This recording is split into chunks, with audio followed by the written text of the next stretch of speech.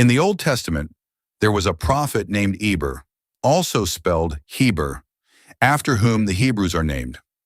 What makes this figure particularly interesting is how little the Bible actually says about him, especially when compared to many other famous prophets who are identified through detailed lineage, actions, or religious significance. The Bible primarily mentions Eber in genealogical lists. The most notable reference is Genesis 10:21, which states, "Unto Shem also, the father of all the children of Eber." Heber's genealogical connection to Abraham Eber is a direct ancestor of Abraham, specifically his great-great-great-great-grandfather. The line runs as follows: Shem to Arphaxad to Salah to Eber, to Peleg to Roi to Serug, to Nahor to Terah to Abraham. Abraham, Isaac, Jacob, Joseph, Moses, and the entire Israelite nation were called Hebrews because they descended from Eber. Although the Bible does not explicitly explain the origin of the name in the narrative, this ancestral link is the clear source. The designation Hebrew became associated with their religious identity and way of life. Timeline and influence of Heber. According to biblical chronology, Eber lived an exceptionally long life, 464 years, and outlasted 6 generations of his descendants, including Abraham. He was alive during much of Isaac's and Jacob's lifetimes, making it possible that he personally knew all 3 patriarchs.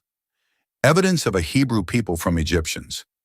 The Egyptians held the Hebrews in great disdain, revealing that a distinct Hebrew people already existed by the time of Joseph. Egyptians considered it an abomination to eat with Hebrews.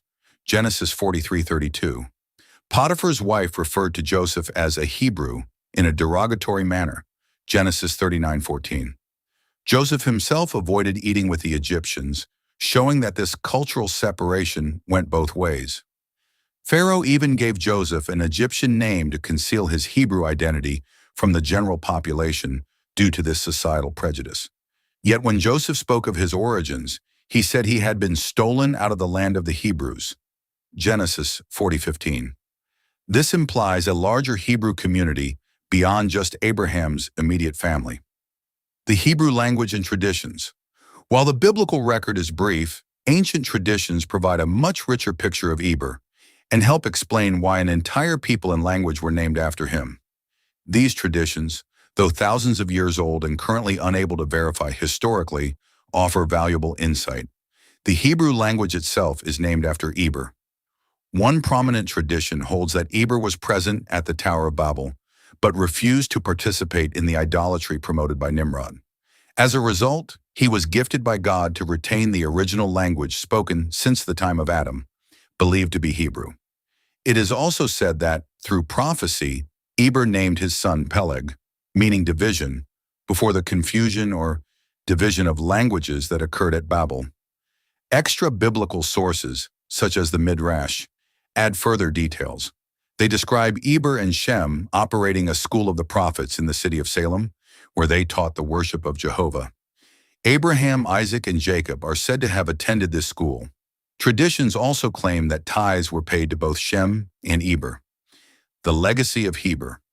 Although the Bible itself is relatively silent about Eber compared to other patriarchs, the fact that an entire people and language bear his name highlights his importance. His lasting legacy is tied to a faith that emphasized worship of Jehovah, moral conduct, covenants with God, animal sacrifices, and obedience to the Lord above self-preservation. This religious and cultural identity, rooted in the line of Eber, would go on to define the Hebrew people throughout biblical history.